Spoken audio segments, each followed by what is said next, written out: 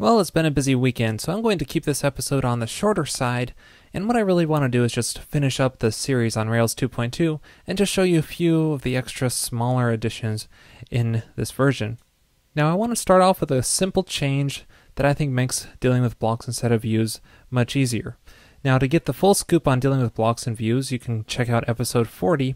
In this episode I just want to show you a new change in Rails 2.2 that makes it simpler.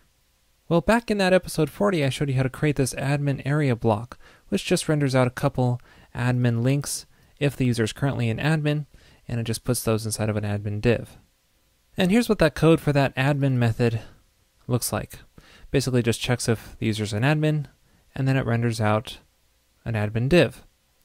Now, whenever you're dealing with blocks and views, there's two very important methods you need to keep in mind. One is capture, which is used to grab the content of the view, in this case the admin links, and just spit out a string of that content. And so we're just wrapping that in a div. And then concat is the other method to keep in mind. And this is just basically renders out a string into the view. So this just basically renders out the content tag into the view. And the change in Rails 2.2 brings is this block binding part. Before, you would always have to pass this whenever you're using the concat method in your helper methods.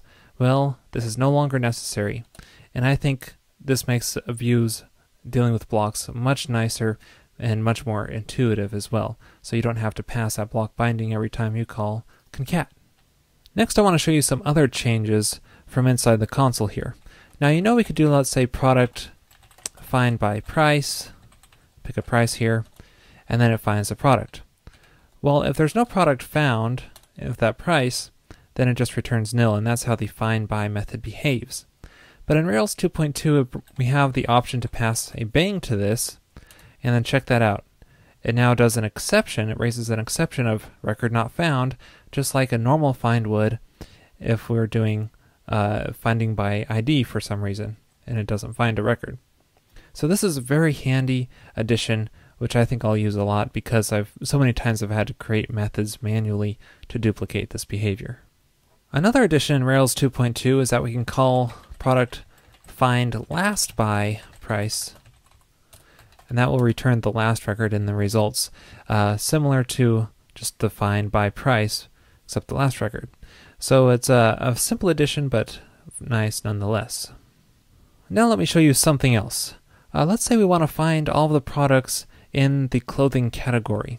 So we might do, and just want to do this all in one query. So we might say product.all. We might join our category association in there so we can search conditions based on the category table. And so our conditions is what I want to focus on here, because before, to do this, we would have to pass in a string, and because we'd have to reference our category's name equals clothing, for example.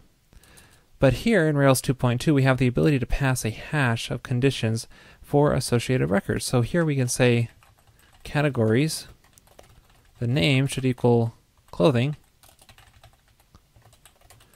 and that way we can basically search conditions on the association or the joined table of categories this way.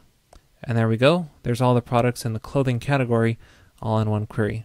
Pretty nice. Well, I think that's it for this episode. I just wanted to show you a few miscellaneous goodies that Rails 2.2 brings, and that wraps up our series on Rails 2.2 as well. Now, there are some things I have not covered which are new in Rails 2.2. Threading, for example, is a big one, but I'm not really sure how much threading really affects us everyday developers. It's a very promising feature, though. So I'll put some links in the show notes for some more documentation and on threading and some other additions. Anyway, sorry this episode was on the shorter side of things.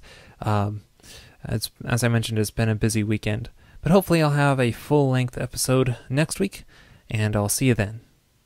This episode is sponsored by Pragmatic Screencasts. There you will find high-quality screencasts on a variety of subjects, including Ruby and Rails. Check them out at pragmatic.tv.